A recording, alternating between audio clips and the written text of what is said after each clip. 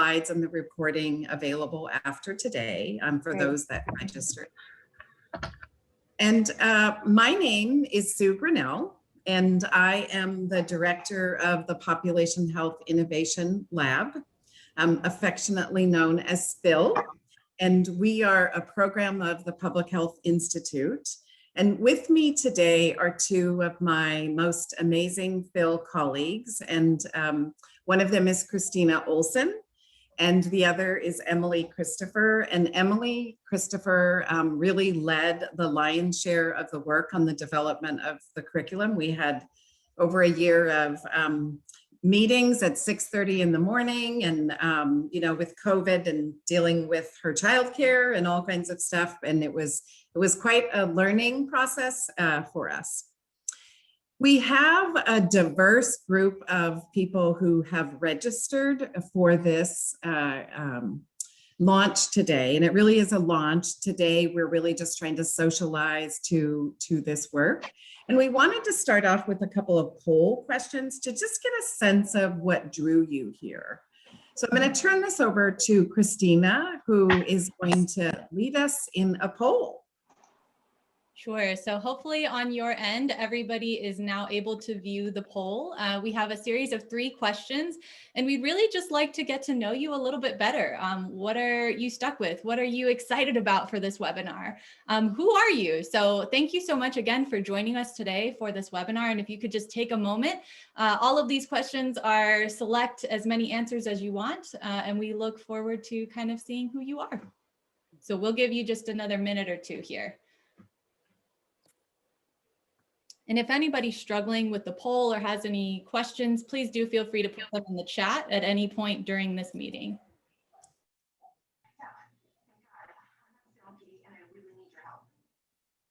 Why would I do anything to help you after the help you just put me through? I understand you're still mad about what happened with you did. I'm family, for God's sake. I'm your sister. You don't get to play that card with me. Maybe I don't.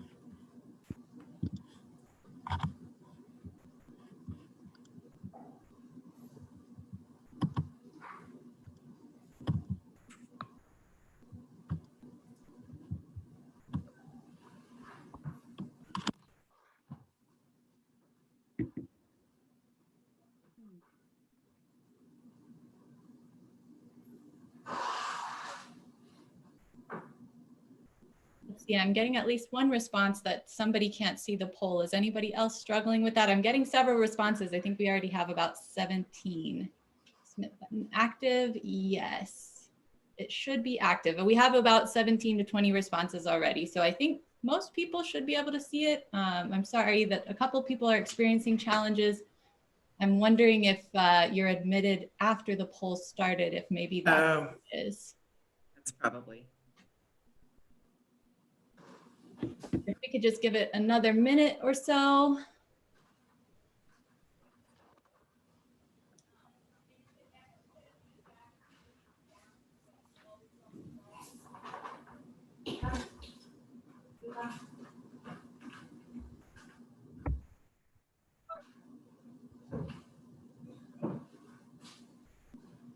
And one last housekeeping rule, kind of while we are waiting for those last responses to come in, if everybody could mute themselves while we're doing our presentation. If you guys have a question, please do feel free to unmute yourself and ask that, or put it on in the chat, but just so we can avoid the background noise, that would be super helpful. All right. And we are going to end the poll. All right, so I am sharing the results. Can everybody see this on their end? Sharing results. Okay, so it looks like almost everybody is here because you are on the lookout for resources to improve your work. Super exciting. This is definitely a resource that we have been hugely excited to share with the public. And tons of work has been put into this to make it useful for people that are doing work on the ground and really struggling with the day-to-days of building and supporting and creating multi-sector collaboratives. I'm equally excited that people are interested to know more about PHIL, the Population Health Innovation Lab. We are really here to serve you and are excited to help show what we do and how we are here to be as a resource for you. Also seeing a lot of people responded that they're trying to help better serve their clients or their funded entities. Super excited about all the FOMO responses, fabulous. I'd never like to miss out either. So thank you for your honesty, everybody else. And what best describes you? So it looks like a lot of you guys are supporting the development of one or more multiple sector collaboratives. We additionally also have those lovers of finding and sharing resources. And then a few more kind of equal spread between health educators, those who are actually doing the work on the ground in multi-sector collaboratives, as well as those that are involved in funding multi-sector collaboratives. And the challenges question here. So what are your biggest operational or day-to-day challenges and frustrations? And it looks like a lot of you really resonate with that response of it taking a lot of time to see systems change. That is definitely something we hear from a lot of our partners that are involved in this work. And even measuring that change and finding ways to measure the short-term wins is definitely something that we have been engaged in the different work that we're doing, and totally resonate with that. Outdated systems or ways of working, definitely a point of frustration. And that feeling of not having enough time or capacity to do the work. Thank you guys so much for your honesty and sharing these different things. I think it's super helpful for us to see where you are and just kind of find ways to help provide resources and things that are of use to you, and making sure that this curriculum in its different iterations and evolutions and the additional things that we put out will be of use to you guys as the users. So thank you so much for that. Sue, I'll turn it back to you. Great. Thanks so much, Christina. So just a little brief piece about Phil. So innovation labs are strategies to address complex problems. And the Population Health Innovation Lab, or PHIL, focuses in on particularly the complex issues that multi-sector collaboratives are working to address. Oftentimes there is not a roadmap to do that. This work that we do is really a combination of public health, but it also draws on other sectors, a lot of systems thinking, design thinking, just different fields. So while my background is in public health, we're drawing on many different skill sets there. We really focus on nourishing the minds and the spirits of multi-sector collaborative backbone organizations. So oftentimes in this work, there is a lead, and our North Star is really about increasing their success to advance health, well-being, and equity in their participating communities. So it's really,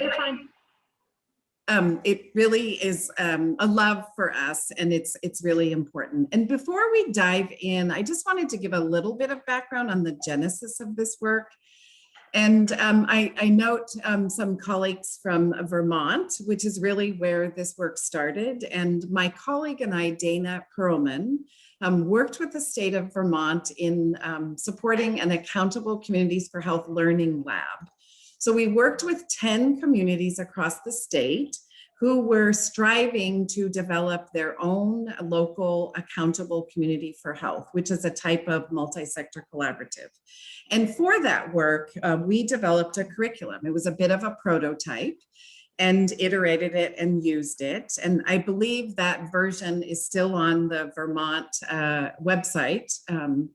And we then worked in California with the California Accountable Community for Health Initiative, and we took that curriculum and iterated it. We then took that information and created a startup guide, which is available as well. It's just chock full of tools and templates and examples, very, very practical information. And so this curriculum really is a reflection of all of our learnings along the way. So thank you to my Vermont colleagues for helping us to get it, as well as merged concepts from other technical assistance providers who were supporting the multi-sector collaboratives in the CACHI initiative. So, and it's version 1, and we already see that there's lots of things that we need to do, and we welcome feedback and your thoughts. So with that, I'm going to turn it over to Emily. Thanks, Sue. And thanks everyone for coming today. We're so excited to see so many of you interested in our new curriculum, and we're so excited to share with you. It's really been a labor of love, as Sue and Christina have mentioned. So I'll just kind of give an overview of what it is, who it's for, and how you might use this hopefully helpful resource. So it's a curriculum to support the development and ongoing operations of multi-sector collaboratives. So that could include ACH's, Accountable Communities for Health, for those unfamiliar with the term. We define multi-sector collaboratives, and this is an adapted definition from the Center for Community Health and Development, as the partnership that results when multiple organizations and community members come together to solve problems that affect the entire community. So I will say that we initially started developing this resource with the lens of targeting accountable communities for health.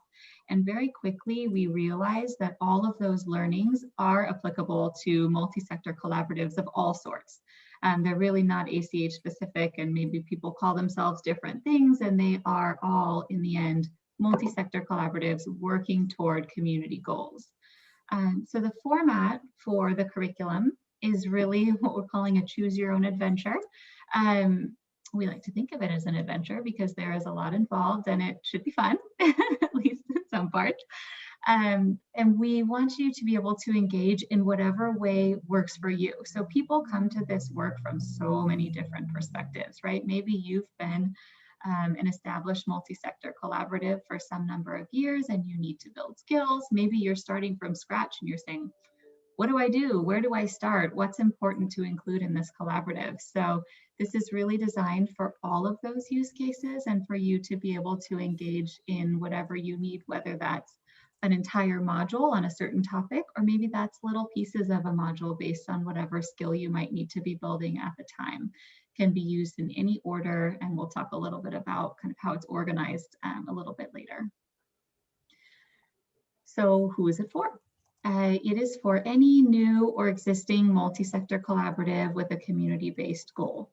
We, again, to the initial design, we originally started designing this in targeting the backbone organizations, which are those that steward the work of a collaborative and act as the convener and facilitator of the collaborative's work. But again, we find that these learnings are so relevant for anyone who is involved in this work, and that also includes your partners. Maybe they're not involved so much in everyday on the ground work. There's still so many opportunities for learning for your partners that you might be able to share with them. And again, we initially focused on health-focused multi-sector collaboratives and found quickly that it doesn't have to be health-focused, and there are a lot of resources throughout that might come from health, but they also come from other disciplines. And there are so many important learnings from this cross-disciplinary interaction that we have here. So why did we make it? We wanted to make a roadmap for the complex and evolving work of multi-sector collaboratives. We wanted to support the development and sustainability of operations, and also to introduce an easy to follow ordered system for accessing a vast array of resources and information. And I just want to highlight that last point because there are so many great tools out there, and probably a lot of you who are in the audience today are doing really important and informative work creating tools and guidelines and resources to help people work through this multi-sector collaborative process. And so maybe you might find that a lot of those tools have actually been referenced in the curriculum, or maybe some of them haven't been included yet. But I just wanted to acknowledge that I think a lot of you are doing really important work on this, and we have benefited from that in this curriculum and really appreciate all the work that's been done before us. Next slide, hold on. There we go. So this one's a little long, but we wanted to give you a sense of just how we made it so that you know where we're coming from and how we decided that these are the important concepts and these are the lessons that could be learned to really stand up and sustain a multi-sector collaborative. So we engaged in really an in-depth and ongoing process to develop this resource. And here are the 3 phases that you see on the slide. First, we did a literature and resource review. So we performed an extensive review of community and population health, collaborative governance, innovation, and other resources and competency sets to develop this curriculum. So that step number one, led into step two, which is creating a competency framework. And so from that initial review, key competencies were developed and used to create this competency framework. And then we tested that framework through surveys and in-depth interviews with representatives from Accountable Communities for Health, as well as external support, TA providers from California, Minnesota, Vermont, and Washington, who have a strong ACH base there. And again, I think I see some of you in the audience who've participated in that. So we thank you very much for your input in that early stage. It was integral to getting to where we are now. Let's see. And so the participants in that initial survey and interview process were asked to review and comment on a first draft. Those findings were then incorporated into a final draft of the competency framework. That framework, along with numerous conversations with expert advisors, form the basis of the modules and the learning objectives that you see in the curriculum. So that led us to phase 3, which is actual development of the curriculum. So that initial set of learning objectives was created based on the framework, and they were organized into modules and lessons, which we'll see in just a little bit, and the existing resources were inserted into the relevant areas. So the organization and content and resources included were continually refined over a number of months, and this process also involves soliciting additional feedback from a number of experts, who you can find in the acknowledgements section of the curriculum. If you're interested in seeing who we worked with this, they were very helpful in providing context, especially discipline-specific context to this. And we also had in-depth review and input provided by what we were calling guest authors to provide really detailed information on sections that are relevant to their areas of expertise. You know, we don't know everything, and there are a lot of people who have really specific information that we could all benefit from learning in MSC multi-sector collaborative operations. And I wanted to highlight as well, you'll see here, CACHI team support. So CACHI is the California Accountable Communities for Health initiative, and they both funded and really supported the development of this curriculum. And we wanted to just call out their support because it was really important to this process. And then the other thing to highlight is just that it is a compilation of existing resources. So the scope of work for developing this curriculum was to take existing resources from the Phil Library and the CACHI Library, which are both extensive, but of course do not include every single resource out there on multi-sector collaborative development. So that was the scope of work, is to develop this curriculum using primarily resources from those two libraries. So what is the point? What will you learn from engaging with this curriculum? So upon successful completion of Powering Change, you will have learned new skills and created products, like actual tangible products, to support the continued operations of your collaboratives. So these bubbles down here are really the kind of overarching goals: building a sustainable culture, nurturing relationships, new or existing relationships, navigating complex challenges, and co-creating solutions with your partners along the way. This slide is a lot. It's not meant for you to be able to read every word, but what we wanted to get across here is kind of the organization and the interrelationships within the curriculum. I will say that it was hard because every concept touches another concept, and you work on one and you really impact another or all of the other concepts that you're working on. So we ended up dividing it into 11 modules, which you'll see there on the screen, and you can read those, or again, you can look at them later if it's too much to just look at on this slide. But we also wanted to put here this infographic, and that shows you, so you can see each of these gears are connected in a system, right? And so we just wanted to make clear that every time you work on one concept, you're turning that gear. And as you turn that gear, all of the other gears in this system are turning, right? So you can't necessarily work on something in isolation because it impacts so much of the other work that you'll be doing.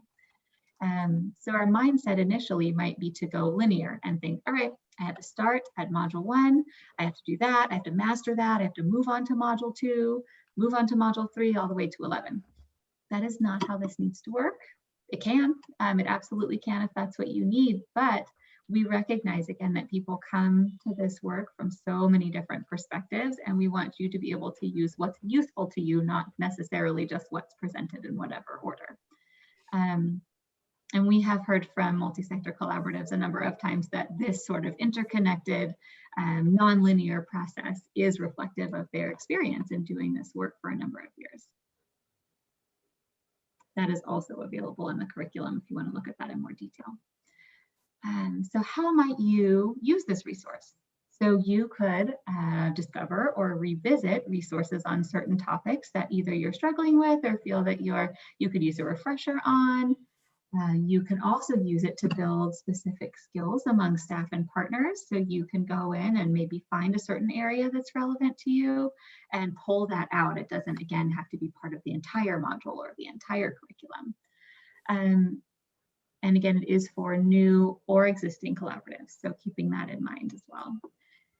So this has been around for a couple of weeks now, but we've actually already had the opportunity to use it in a number of different ways as far as our direct TA provision on the curriculum or based on the curriculum. Some of those ways that we've done that are doing a deep dive on one module, so really focusing on mindsets and mental models along with systems thinking, which is module 1, and getting deep into how do you operationalize that, and what do all these concepts mean, and how do you bring that into your work? Another way that we have used this so far is focusing on really specific concepts. So totally ignoring the whole module need and just going to, okay, here's 3 tools that we think are really helpful for you to understand, say, systems thinking or other concepts. We are working on a curriculum-based orientation series for new ACH staff members who have joined existing ACHs, but the staff members might not necessarily know everything that's needed to move their work forward and to join this existing operation. And lastly, I will say that we have our fingers and toes crossed because we've submitted a learning initiative or learning institute, I'm sorry, for the APHA 2021 conference. So we're hoping to maybe see you all there, depending on that.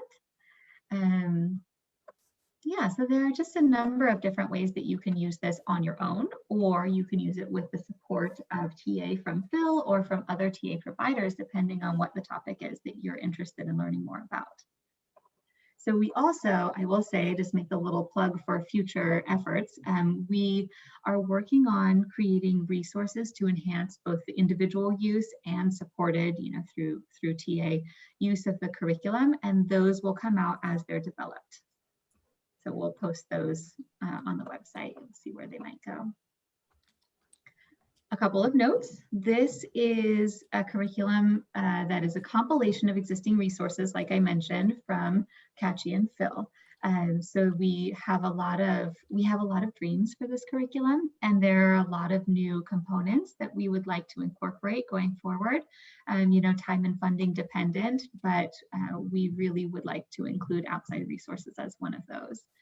And it is what we're calling a V1, right? So we have a lot of things that are, we think, really helpful right now for a lot of the work that's being done on the ground. And so we didn't want this to sit on the shelf and gather dust as we made it 100% perfect. We think it's good.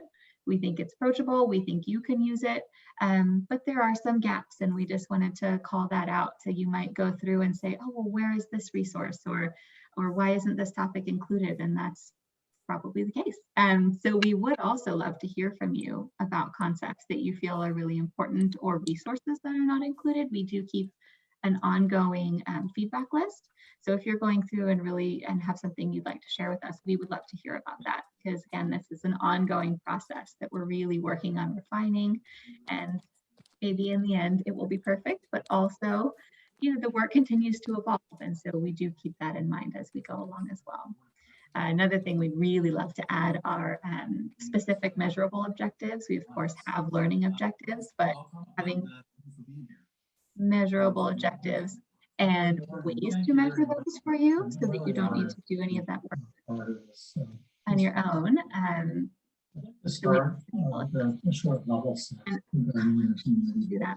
So it is not also focused on only public health, even though that's our lens, that's where we live in public health and public health. There are so many Sorry, interesting. can we pause just a moment? Sorry. Can we mute?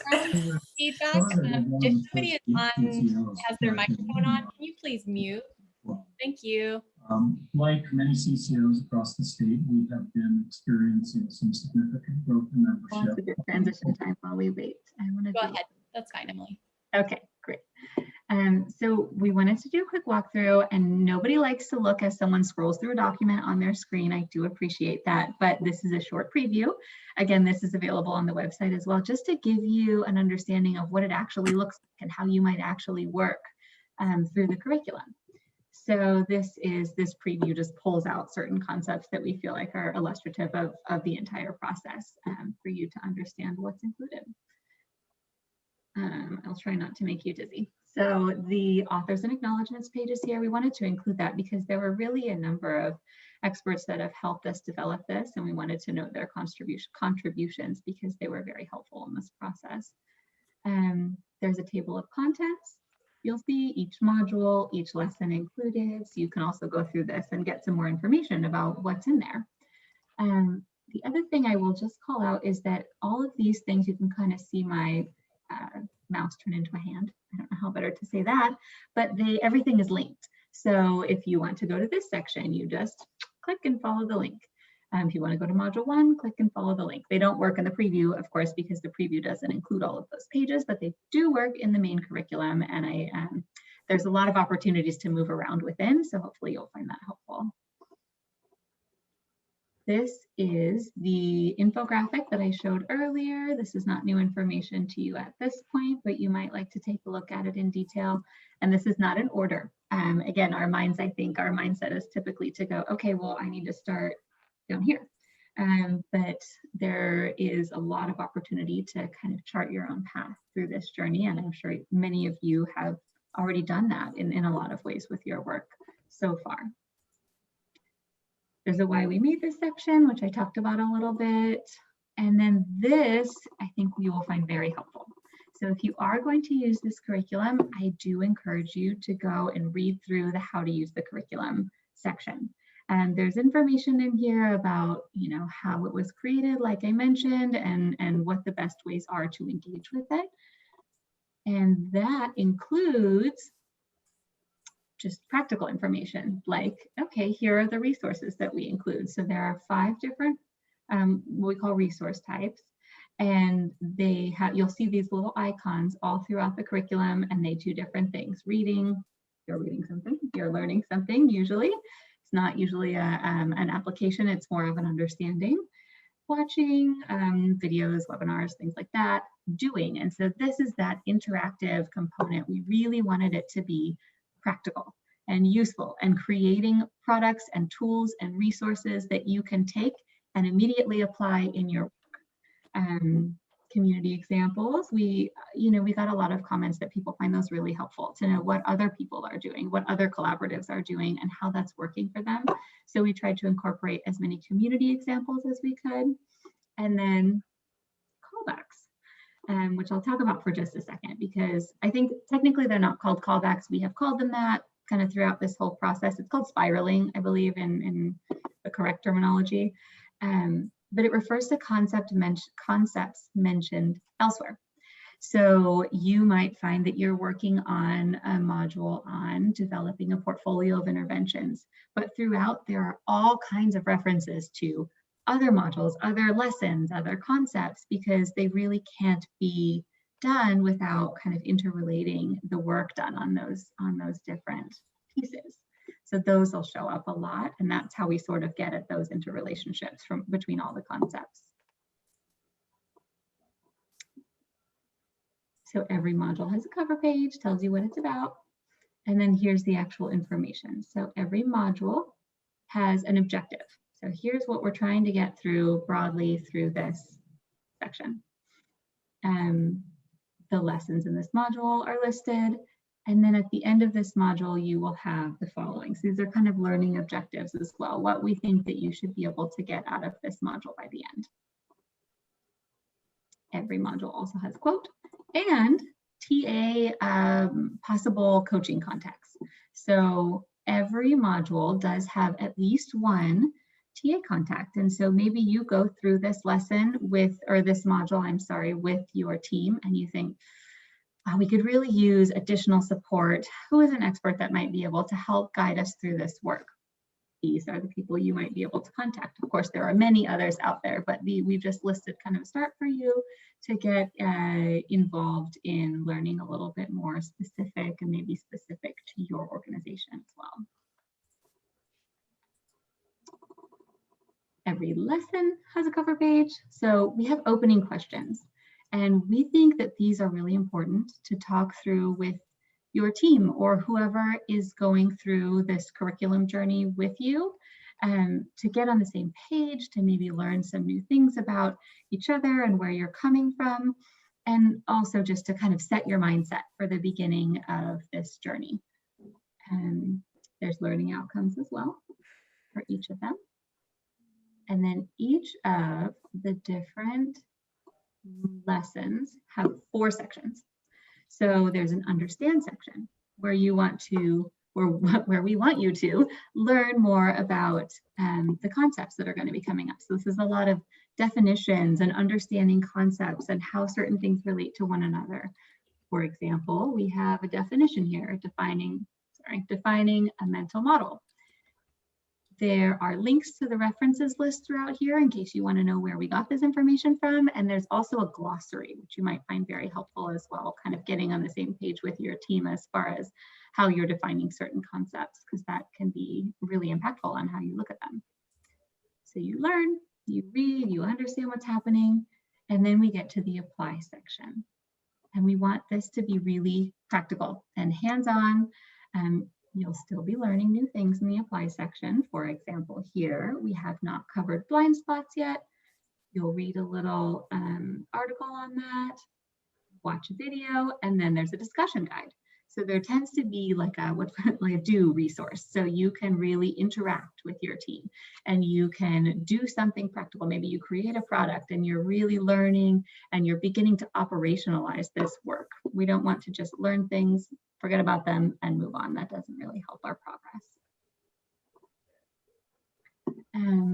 There's question guides. It really varies depending on the concept, but there's a lot of practical resources. Almost every lesson contains a dig deeper section, and these are additional resources in case you want to dive a little bit further into some of the concepts that we've covered, or additional concepts that are related but didn't necessarily fit into the lesson. A reflect section is included in every module as well, and this, we think, this reflect and iterate, these reflect and iterate sections we think are so important, and so we hope that you assign a lot of value to these in your own journey as well. So reflecting is where you would discuss, we always have a list of questions for you to discuss with your team. Of course, you can use any number of questions that you might have. Maybe something comes up for you and you think we really need to talk about this and understand what we've learned about this and how that impacts our collaborative. There's a little section here as well, which is also linked to the how to use guide that I mentioned earlier. With specific exercises. These are the same for every module on how you might, again, work on operationalizing and really building those learnings into your work. And then iterate is the same. We want you to, it's almost the same through every one, through every lesson, but we want you to continue to reflect on this work and continue to impute into your activities. So that hopefully was not making you dizzy, and is a quick overview of what's included in the curriculum, just so you understand what it might actually be like to use it. Let me get myself back here. So we want to have a lot of time to answer questions in case you have any. We just wanted to note that Powering Change is freely available on Phil's website in the Resource Center. You will get these slides as we mentioned, and so you can follow these links, and I think they were also in the initial email. We do also offer fee-for-service training and technical assistance on any of these concepts, so please contact Sue, who spoke earlier, our director, to learn more about that if that's something that you're interested as well. And lastly, we just wanted to highlight the contributions, both through funding us for this work and through their involvement throughout this entire process and support along the way from the California Accountable Communities for Health Initiative, CACHI, that I mentioned earlier, and their funders, which are listed here. We couldn't have done this work without them, and we really appreciate their contributions to this curriculum. And that's it. So now we would love to open it up for questions, thoughts, feelings about what we've talked about. It was a lot of information, but hopefully it was helpful to at least get the understanding of where we're coming from and how you might use this resource. So I'll open it up for questions. You can put them in the chat box, or you can feel free to unmute yourself if you'd like to just speak your question.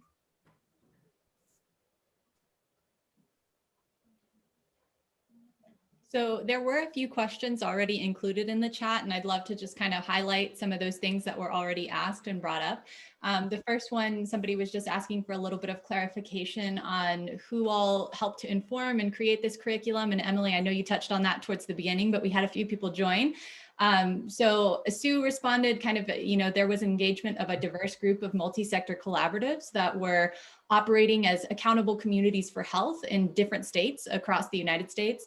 But there were also guest authors on this and additional people who provided technical assistance. And we did a literature review and conducted surveys and interviews as a part of this larger effort to understand kind of what was most useful. Emily, do you have anything else to add to that? No, I think that's perfect. I think so many experts contributed, and their input was so valuable because, again, we're not experts on every topic in this curriculum, and there are people who've spent their life's work on these topics. And so we got to really work with so many of them, and that was so valuable for the development of this resource. I also just want to note, this is version 1. And, we have identified a long list of other things, and we really want to create a space for feedback or other resources that people have found useful, and or maybe there is something that hasn't been addressed. So yeah, I just want to note that. And I see Rick has a question, and Emily could probably best answer that just in terms of some of the gaps. I think I'll just, there is what we'd like to do with this. Like, we would love to have PowerPoints that people could use. We would like short videos. There's a variety of kind of structural pieces that we have visions, right, of our nirvana of what this would look like. But Emily, do you want to speak to some of the pages and pages of gaps we've identified? Thanks, Rick, for the question. Yeah, that's a great question. And it is a long list. I think that, so what we've done with that list is we've organized it into tiers as far as what we can do, now or with minimal funding, what's really a big overhaul and a full V2, and then kind of long-term goals. And so we would love to, for example, a long-term goal is to make this not a PDF document, but an interactive curriculum experience where you can go on a website and you can follow links to different things, and it might just be a little bit easier to use that way. As far as supportive content, which I sort of touched on earlier, and Sue just mentioned as well, we would love to have for every module a little compilation, like a packet of resources that you might use on your own, or we could also draw from if we were to offer you TA on that concept. So that would include PowerPoints, worksheets that you can use to really guide your exploration of the topics, and an evaluation. So to really get at, are you learning are you achieving the learning objectives as stated, or is there some place that you really need to go back and do some more work, or maybe it's not clear? What some other good ones? We would love to incorporate resources as well from outside of the Phil and CACHI libraries. Like I mentioned, they are extensive, but they're absolutely not everything. We would love to do a complete review of the landscape, bring in all the resources that we can find, and really be able to prioritize and choose from everything instead of just what we found so far, because I'm sure there's so much out there that we don't have included in here. So hopefully that's helpful. Again, it's a long list, but those are kind of the top of mind. Just to, emphasize something, there are many tools and templates, frameworks that help you make sense of things that you could do individually, but there's always more, right? I think, so there are things that can be downloaded that you can actually use, so. Oh, absolutely. Yes, all throughout we want it to be practical. And of course, something that I think I meant to mention, I don't think I did, was you'll get in there and you'll think, oh my God, there's so much in here. How am I supposed to use all of these resources? And you don't. You don't have to use every resource that we put out there. We try not to overwhelm you as much as possible while also giving really a pretty giant amount of information. But you'll get in there and you'll think, okay, here's our perspective. Here's where we are as a collaborative. This resource would be really helpful for us. It's not that you have to use absolutely everything we've put forward. It's for a really broad audience, and we wanted to make sure that everyone can come and take what they need. And Emily, it might be helpful. Can we just put up the slide that has the modules again? That way people can have that as for framing if they have questions around that. Yeah, absolutely. Oops, there we go. So as you might imagine, the content within this infographic is these modules, so you don't need to struggle to read those. And I want to reiterate something that was said right earlier. I think, right, our mindset might be to go linear, right, or sequential. And I think, it was important in the development of this that if you wanted to, you were really honed in on X, right? Something about sharpening your focus because you need to work on a vision, that you would go there. But the way that it's set up is you might be drawn to another module that had prerequisite types of information. So while you think, you want to just do one thing, I just want to call about the systemic nature in the way that we designed this. So.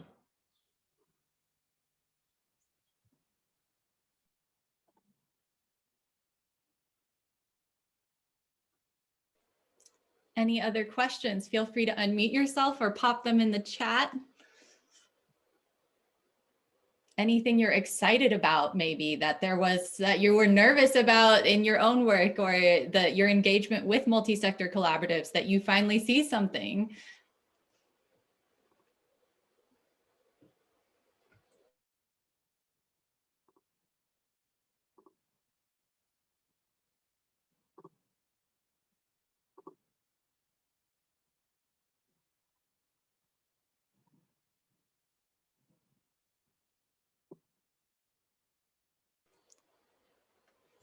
All right, well, it sounds like we don't have too many other questions. There is a, sorry, Christina, I'm just looking. It's always hard, like with the messages, because it's like, they move. So Linda just said, excited to dig in. And Emily, you had referenced that there are TA experts included in each module. And so we did name, right, it's a beginning. And these are there's a group of people that kind of specialize, if that's the right term, right, for accountable communities for health. Certainly there's lots that are out there and we'd love to learn more, right? I don't know if you want to speak anything else on that piece, but. Yeah, just we do want to provide, of course, a wealth of information for you to dig deeper on these things, or maybe work with certain concepts that you might need more information on specific to your collaborative. But we benefited from the extensive knowledge of a number of TA providers and others who are really experts in each of these areas. And so the guest author program included kind of different things for different people, the way that went. And it was sometimes they would create content for this, and not in terms of additional resources, but the content within the curriculum, providing a lot of external existing resources as well. In all cases, the guest authors reviewed and provided really thoughtful comments on each of the modules that is their area of specialty. Yeah, that was incredibly valuable to this curriculum. And I think we just got another question from Renee, and I love this question. Thank you so much for asking. How can we make sure that experts don't just reflect the dominant narrative? That's a good question. Do I have an answer to that question? I'm not sure. Do you have any thoughts on that? Well, I mean, I think it's a great question. I think that's why, I think we can all be in bubbles, right? And so I think, making this available and, having, I feel like, just one thing, and Renee, I do appreciate you asking it. A lot of the work that Phil does is based on theories of systems change that are not public health. And they really, so I can speak for us, and I think, I don't think it's a dominant narrative, because it really is about gaining deeper systems perspective. And so anyway, I'll just kind of stop there. I believe, but it would be good to fact check that the people who are working in this space are really creating new ways of doing business for multi-sector collaboratives, right? That it's a new field, right? It's not business as usual, because a lot of these are really changing systems. And to do that, you really have to get at the structures of the systems, to do that. So, yeah. So I don't know, Christina, if you want to add anything. I'd like to. Is it okay if I speak? Yes. Yes, please, Renee. Yes. Okay, yes. so I'm the person that asked that question. So often the dominant narrative in the mental health work that I do is biochemical. And the non-dominant narrative is that a lot of distress is social. It has to do with racism and sexism and homophobia and so on and so forth. So I'm always concerned that the psychiatric and biochemical view is presented as the view, and the other is the alternative view, which in my opinion, it isn't. So that's an example of my concern. I think that one of the benefits that we have to the curriculum, but also kind of to the nature of this work being so community driven and community involved. So hopefully that perspective has come in so far through the ways that we have engaged with Accountable Communities for Health in terms of testing out the initial competency framework. But also another goal that we do have for this is to pilot the curriculum and say, is this working? Is this accurate? Is this what you think is important to be included in here? Now that it is final, because we've done sort of small versions of that before it was final.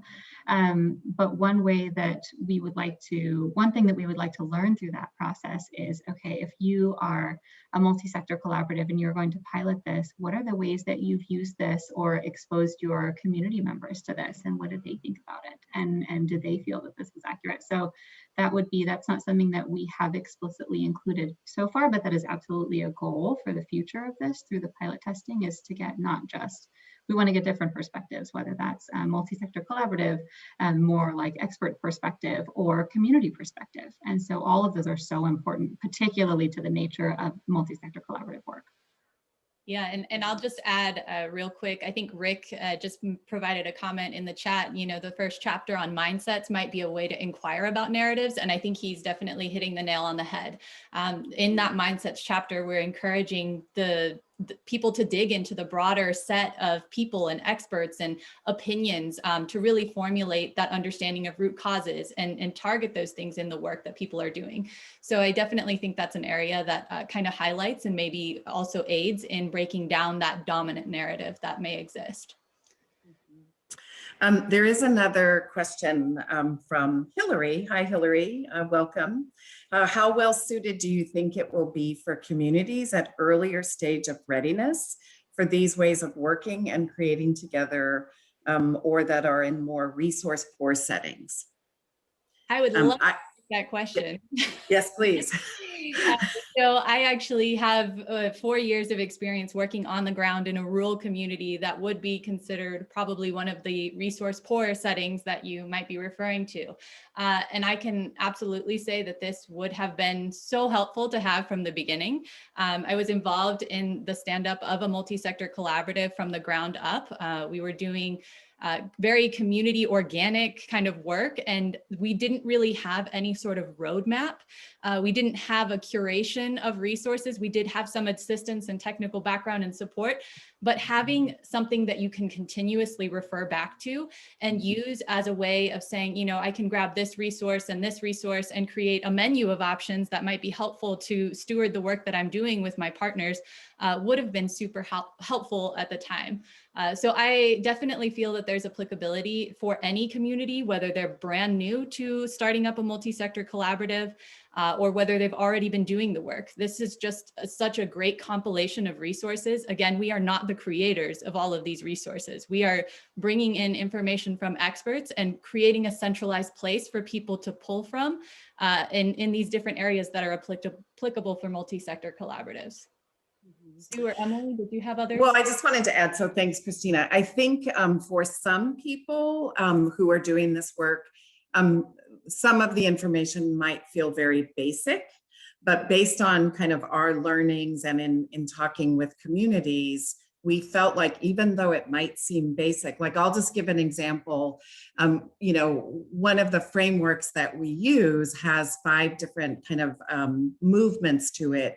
One is shared intent, and that notion of setting the foundation for what are your operating principles, how do you want to be with each other, is an important activity that oftentimes gets forgotten. And so there's very, very basic frameworks and ways of which you could collectively develop some operating principles that you may not even think, like I've heard people say, oh, we should have done that at the beginning. We should have spent time thinking about our mindsets. Like that's the number one. Pivoting, right? You applied for a grant and you're learning that what you thought you were going to be working on really isn't. And how do you navigate, oh, the world is different now, is really challenging. So anyway, those are just some examples, Hillary. I don't know if that answers your questions or have any follow-up.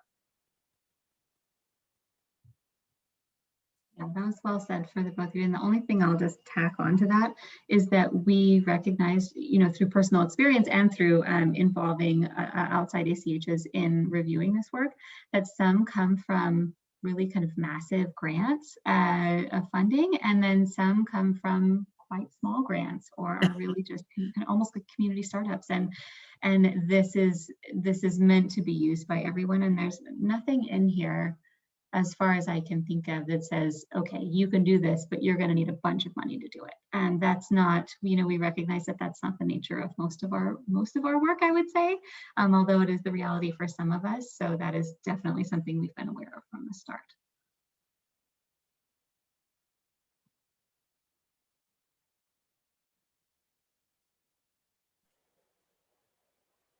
Any other last burning questions?